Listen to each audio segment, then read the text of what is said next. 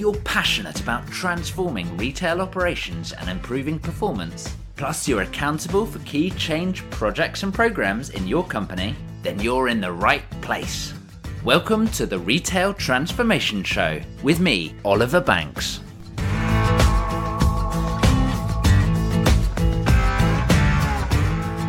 The year is 2040. The retail industry is half of the size compared to back in 2020. Welcome to the Retail Transformation Show. I'm Oliver Banks, your host, and this is episode 66. What do you think? Could the retail market be half of the size it is today in just 20 years' time? Is that even possible? It seems pretty outrageous, but I think there is a chance it could be of that sort of magnitude. You see, I think sustainability is a big trend. I'm probably not going to surprise you there. You've probably thought that yourself, right? But I also think that when we really dive into sustainability, it could really significantly impact the retail market in such a sizable way, as, you know, my slightly promiscuous intro alluded to just then. So absolutely, today in episode 66, we are going to be looking at the conundrum that is profit versus planet. A dive into sustainability, which is a big trend for the world, and it is a big trend for retail. But just before we do get into it, what do we mean by sustainability? I think often we're actually a bit confused as a collective. We often confuse the word sustainability with environmentally friendly or environmental sustainability. But actually, if we're looking broadly, sustainability falls into three large groups: environmental sustainability, social sustainability, and economic sustainability.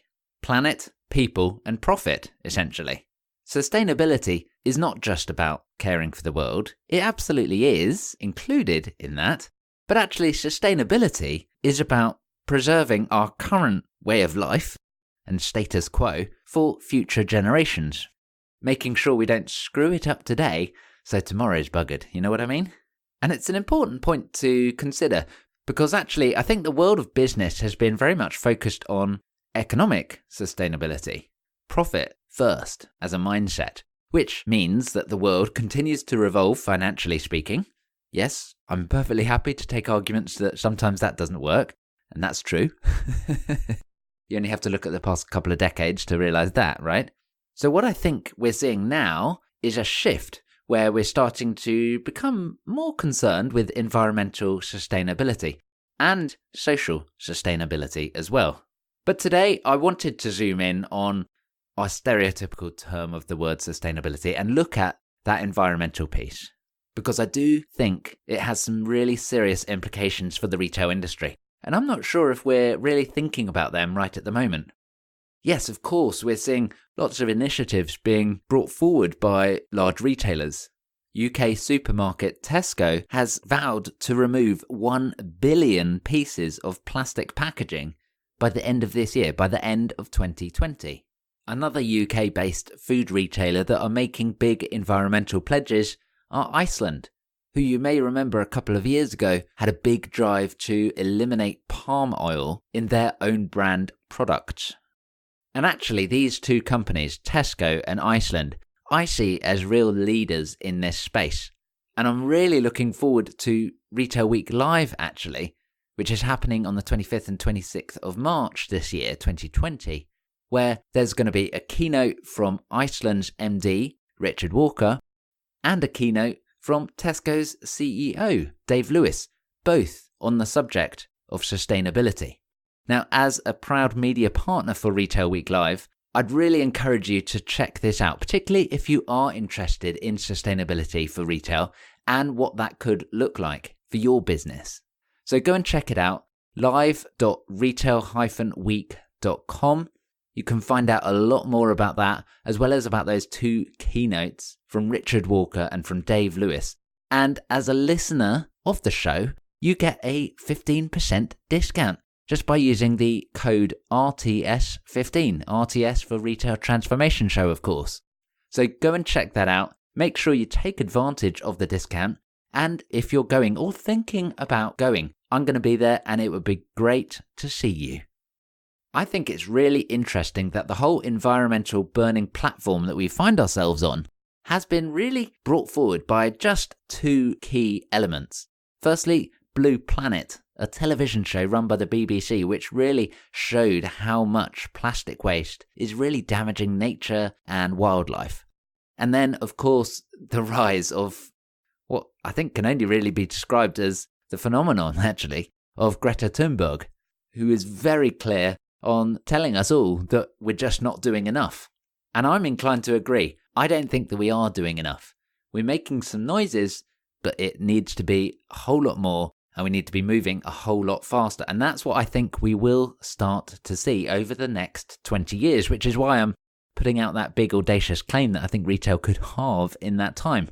So what I wanted to do is go into 5 reasons why I think that could happen, and highlight a couple of opportunities that could allow you to transform your retail business and get on the front foot. So my 5 reasons as to why I think this could happen, and we've got 5 R's today. If you were listening to last episode 65, where we were looking at how to build a transformation team, we had the 5 P's, if you remember. So today we've got the 5 R's. I'm not sure if everything is going to fall into such a neat little model going forward, but that's what we've got today, the 5 R's. And remember, if you don't want to take notes right now, you can check out the show notes page for today, which is over at obandco.uk/66. So you can find out more information about what I'm talking about. I've got a couple of videos up there, and of course, the details for Retail Week Live, as we just spoke about. So the first R is repair. Now, at present, let's be honest, all products are designed to break, to some extent. We don't want things to last forever. As consumers we do, but as businesses we don't. We want things to break, and we want that repeat purchase. Now, I remember a long time ago when I was at university learning about something called planned obsolescence. I'm not sure if it's a term that you are familiar with, but it's the idea that a product is designed to last only for a set amount of time and then break. And actually, you can design a warranty or a guarantee to sit around that. So you have high reliability when that warranty or that guarantee is in place. And as soon as it's finished, after that 1 year or 2 year period, the chance of it breaking, the probability of failure increases dramatically. And actually, that guarantee period is really carefully selected and engineered to make sure that the expected life of the product is covered safely and profitably. So good financial sustainability there. Just think about it from your own experience. Have you ever had a product break, perhaps a month or 2 after the warranty expires? Annoying? Yes, absolutely. And actually, when you think about it, it probably, as I say, has been designed and optimized to last just enough time to see you through that warranty period, and then poof, it's gone and you have to go and buy something else, whether it's a domestic appliance or an electronic gadget, whatever. Now, back then, it kind of made sense as a strategy, and it's really designed to get people to buy more from you, as you can probably tell. But when you look through an environmental sustainability perspective, it's just not right for the greater good. And right now, in the present day, it tends to be easier to replace a product than to repair it. And as consumers, we prefer, on the whole, to throw something away rather than needing to organise maintenance or a repair or someone to come and fix it, right? And actually, we're just not very good at it either. Think about when you last tried to get a product repaired or fixed. Think about what that was like for just a moment. I don't feel that we're very good at being able to serve consumers and customers with a repair service. Let me tell you about the last repair that I tried to have done. It was for a dishwasher, which was in warranty. Actually, it was quite close to the end of warranty, so it failed just in the nick of time, if you know what I mean. So, on the first visit, the service engineer turned up, drained the system of water, and rebooted it. Now, I have to be honest, it was really frustrating because he came to fix a dishwasher, which obviously has water in it, but he turned up without any bowls, without any towels, without anything to mop up water. So he had to borrow that all from us as the consumer. So that's not a great experience, right? So once he finished, it did work, which was great. But then after one use, it broke again. So we had to organise a second visit. So we had a new service engineer this time who did exactly what the first one did in the same way. He also turned up without the right equipment. And the good news was, of course, it did work. But surprise, surprise, you can probably tell what is coming. After one more use, it failed once again. So let's organise the third visit. So this time we're back to the first engineer. He turned up, he had a very quick look and concluded that he didn't have the right part to be able to fix it. So he needed to go away and order it, and then when it came in a couple of weeks later, we needed to once again organise another visit for someone to come and fit it. So time passes, and eventually this chap returns, and he fits it on the fourth visit now. But it breaks after another one use, so he's got to come back again for the fifth visit, and this is actually my personal favourite, because it's really quick. And he's clearly running late that day, so what he does, he pulls into my driveway, runs up to the door, drops in the note saying, "We missed you, you weren't in," whilst we're watching from the window, by the way, and then drives off. Isn't that a great visit? Didn't even actually knock. So obviously that needs to be rearranged, and then he eventually comes back and spends about 2 minutes looking at it, calls it a write-off, and then that means a replacement's going to be ordered and delivered and we start again. So all of that repair work has been wasted. So now we have another visit for the replacement to come and it's delivered, but it's the wrong model. So then that needs to be picked up, and then the right model needs to be ordered, and then the right model eventually gets delivered.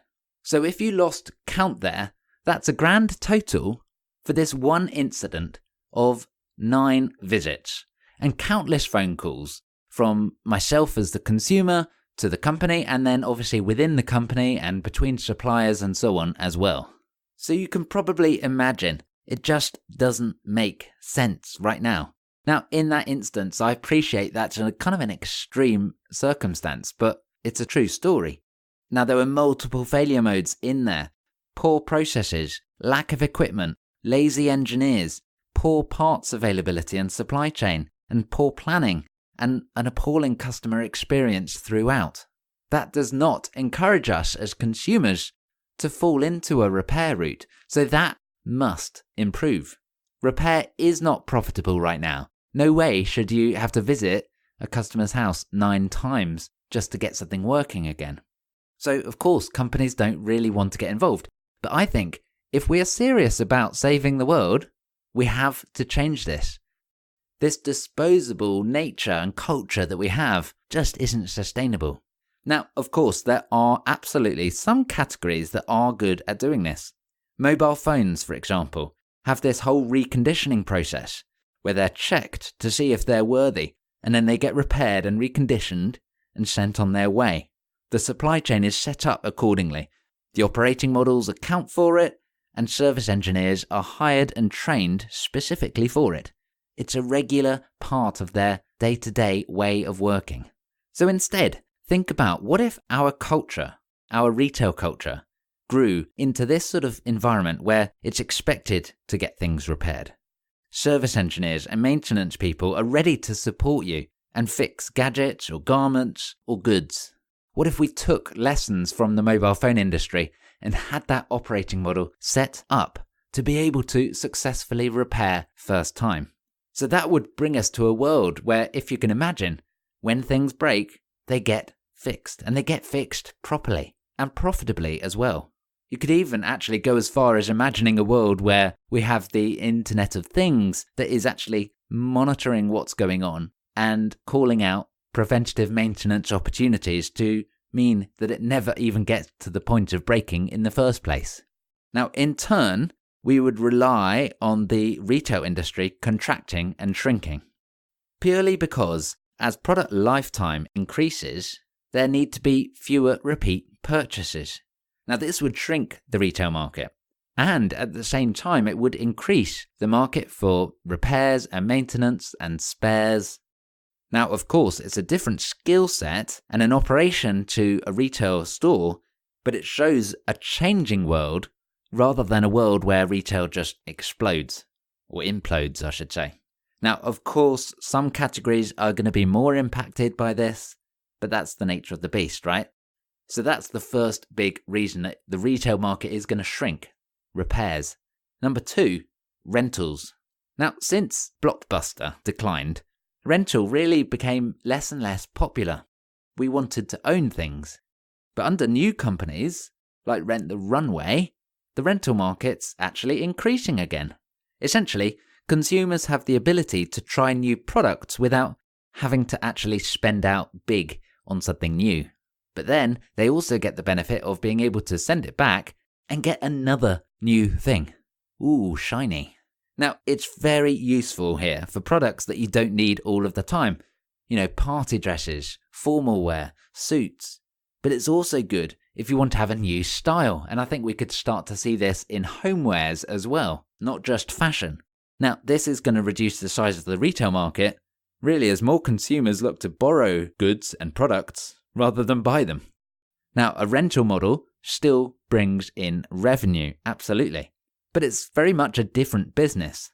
Each transaction is smaller, and from a company perspective, it relies on understanding and optimizing the life cycle of the product, looking to extend that without the products becoming scrappy and needing to be replaced. If you can get a product that is being used 10 times and you can squeeze an extra little bit and get another one use out of it, great. Look how much extra revenue you've got that is just pure profit. But to do this, the operating model really needs to shift too. For example, Rent the Runway's operation relies on dry cleaning, and in turn, they have had to develop into the largest dry cleaning business in the world.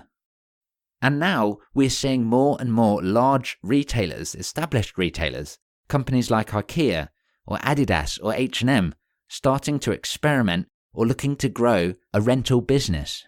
So, as we look to the future, product sales go down, but will we see IKEA becoming the largest sofa reupholstering company in the world? Maybe. Or perhaps Adidas will become the world's largest cobbler. It could happen.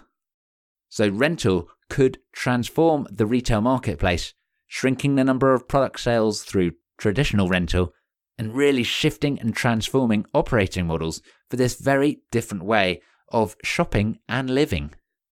The third big reason is reuse. Now, of course, this has always existed, but it's really ramping up now. In the UK, we've had charity shops that have always traded second-hand clothing in a big way. eBay, of course, has opened up the second-hand market too, making it easy for consumers to trade with other consumers and get reuse from the products. Other services, Preloved, Gumtree, and other websites have also promoted trading used products between consumers. But it's not even just second-hand products as well, right? Furniture upcycling has been a big trend over recent years. And with social media sites like Pinterest and Instagram, we've got more opportunities to be inspired than we've ever had before. We see fashion hacks to help people customize or personalize their clothing so they get something new and exciting from a product that already exists. They can reuse it and get new life. But whilst all of this is going on, there are some areas of retail that, again, just feel wrong from an environmental perspective. Take baby or children's clothes. They're worn really only a handful of times before they're too small and they've got to be moved on, packaged away, disposed of, whatever. So I hope we'll start to see more reuse of these type of products that have a very, very short lifespan. Now maybe that will fall into the rental market, or maybe there's a big reuse opportunity in here as well. Now reuse and second-hand products is obviously a big detractor from retail because it means that a new product is not being bought. However, I strongly believe there's a huge opportunity for retailers to really open up this second-hand market. Mostly today it's done on a consumer-to-consumer basis. But just think, if you could open up that market and really make more of this theme, more of this reuse trend, think how useful it could be for your existing customers that have bought products before that maybe want to trade up and get something new. as well as customers that are perhaps a bit more cost sensitive than your usual price tag. And of course, there are big environmental benefits too, because there is no second product that needs to be produced or manufactured and then disposed of as well. So it's a win-win-win. The fourth big environmental trend that I think we'll start to see that really shakes things up is reduce. Now, if you've listened to the podcast for a little while, you may remember episode 16 and 17, where we welcomed Natalie Berg and Maya Knight to the podcast talking about Amazon. Now, in that episode, you may have heard that as consumers, we could be reaching a point where we get to peak stuff. Too much stuff. We don't need any more. We don't want any more. We don't have space for any more. And I think this is likely to become more and more true. If we look to the global trend of urbanization, where we're seeing people living in city centres, we're talking about less space. And of course, less space means less stuff too. And I think we'll really start to see people becoming more aware of this. Will they look to one of these other business models, rentals, something like that? Or will they just look to buy less stuff, less things, less products? And when you consider that people are being prompted by this increased environmental awareness, that we will start to see more people challenge themselves over whether they do need to actually make that purchase. Do they really need that extra product in their lives, or could they do without? And of course, if they can do without, then we will safely assume that the retail market will contract. So the fifth and final trend, or reason for why I think the retail market could contract over the next 20 years, is about revealing the truth. So we can, of course, expect to hear more and more about environmental sustainability in the press, whether it's teenage activists like Greta Thunberg, or TV shows like BBC's Blue Planet, or other new initiatives. I'm sure we'll get more visibility of the status quo. I think we could absolutely start to see government legislation coming in that new products must advertise or label the environmental impact that they have to produce and to dispose or recycle. Similar to, you may have seen on food, certainly in the UK, where we have the traffic light system for how healthy or unhealthy they are. If they've got, a red light for the amount of salt that it has in, I think we could very much start to see that on products from an environmental perspective. And will this combined visibility, whether it's from a labelling and a traffic light system or whatever, or whether it's the teenage activist, will that combined visibility actually lead to more awareness of the issues and the impacts that we currently face? Probably, most likely. In turn, will we become increasingly responsible about how we look after our planet and how we buy things with a consideration of our planet? Hopefully. Will that result in more repairs, more rentals, more reuse, or even reducing the amount of stuff we buy? I think so. So, as we do reveal more of the truth and build more visibility, we will see the retail market evolve to become more sustainable and more environmentally friendly, but smaller. So those are my 5 reasons why I think the retail market will become more environmentally sustainable, but why that means it will significantly reduce or contract. But there are some very big shifts in there as well. It's not just a reduction, it's a change, it's an evolution. So we'd see more service engineers rather than shop floor workers, for example. Those 5 reasons, again, were that we will repair more, we will rent more, we will reuse more, we will reduce what we do use, and we will reveal the truth and give more visibility. However, I do think there are 2 big challenges to becoming a more environmentally sustainable retail industry. First up, just by the very nature, environmental sustainability is anti-retail and vice versa. Retail is absolutely the opposite of environmental living. As an industry, it's our aim to sell more products, so there will be a natural resistance to wanting to reduce the amount of stuff that we sell. Just think of the competitive nature of our market. If you are not willing to sell a black dress for £4 or a chicken for £2, I bet your bottom dollar that your competitor is, and then do you risk losing market share for doing the right thing? It's a tough decision.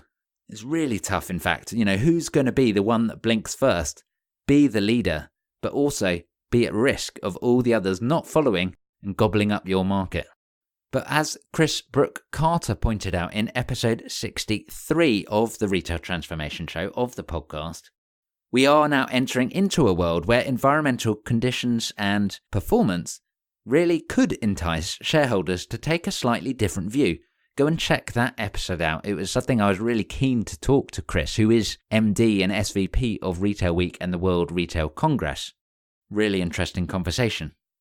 But nevertheless, there is absolutely still pressure to deliver the short-term financial performance over softer benefits for the long term, where there's no clear financial return right at the moment. And of course, if you do look at discount retailers who, on the whole, are doing really pretty well in the retail market right now, they're very much promoting regular, repeat purchases and visits to store. We've got to a place where our culture says that fast fashion is essential because people do not want to be seen wearing the same outfit twice on Instagram. We've also got to a place where we strive to have the latest technology, even if it's only a slightly better screen or, maybe it's a little tiny millimeter bigger. We want to get a new gadget or a new piece of technology, or maybe it's the latest feature for our smart home. All of these things are saying that we want to be continually churning the products that we own, which is not environmentally friendly. Whichever way you paint it, the best thing to do, unfortunately for the environment, is to not sell anything, right? Okay, maybe I'm being a bit facetious with that, with the future of retail, but you get what I mean. Environmentally friendly and retail are at polar ends of the spectrum. And I think that is going to be a big challenge. And the second big challenge is a cultural challenge. As a collective human culture, we're just not very good at hearing advice and taking action. When change comes around, we can make a lot of noise, but it takes a lot more than that to make us do things differently. I want to pull out an example about the environment that really demonstrates this, and that is littering. We've been talking about not littering for years, right? No one ever has said littering is good, but still it's a problem. We are where we are today. Trash and disposable rubbish litters hedges and sidewalks and gutters of roads. Meanwhile, rivers are clogged up with waste. And surely there's no beach in the whole world that doesn't have rubbish and plastic continually washing up on its shores day after day. Maybe you need to cast your mind back to the 1950s and the 1960s, where British charity Keep Britain Tidy started and wanted to promote this whole idea of don't litter. Well, they're still going strong, and actually this year, in March and April, they're about to start a big advertising campaign called the Great British Spring Clean, all about stopping littering and tidying up our country. Or maybe you're on the other side of the Atlantic and you're thinking back to the 1970s with that Keep America Great advert with the crying Indian. If you don't know what I'm talking about, check out the show notes page, ob&co.uk/66. That's not a new concept, right?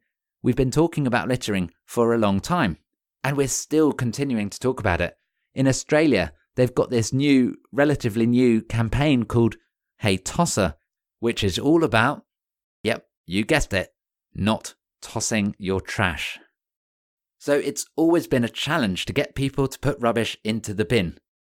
So faced with the more complex task of becoming more sustainable, you have to really be realistic and wonder, how are we going to do that? Certainly in the short and the medium term.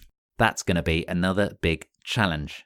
So it's very easy to think that with all of the noise going on right now, things are going to be okay.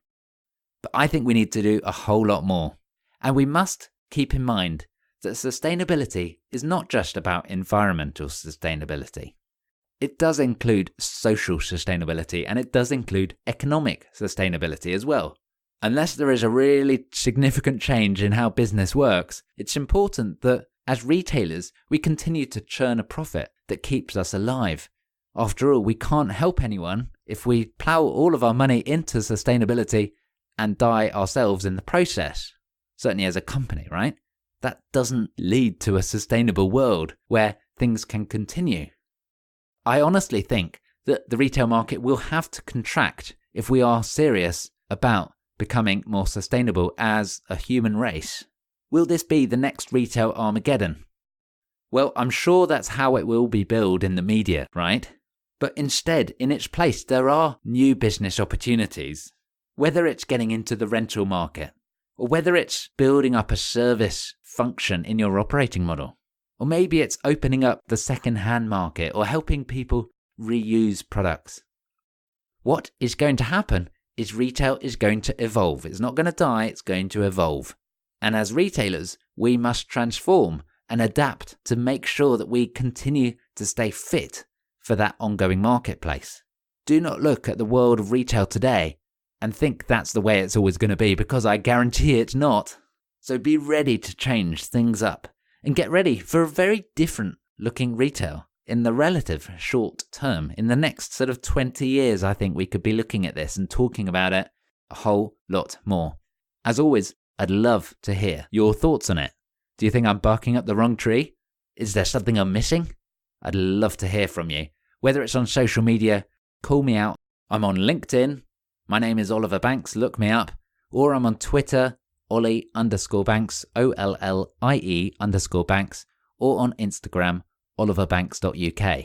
Or hey, drop me an email, oliver.banks@ob&co.uk. And do remember to check out the show notes page, ob&co.uk/66. Please subscribe to the podcast if you've not already done so, and I look forward very much to joining you on the next episode coming very soon. Bye for now.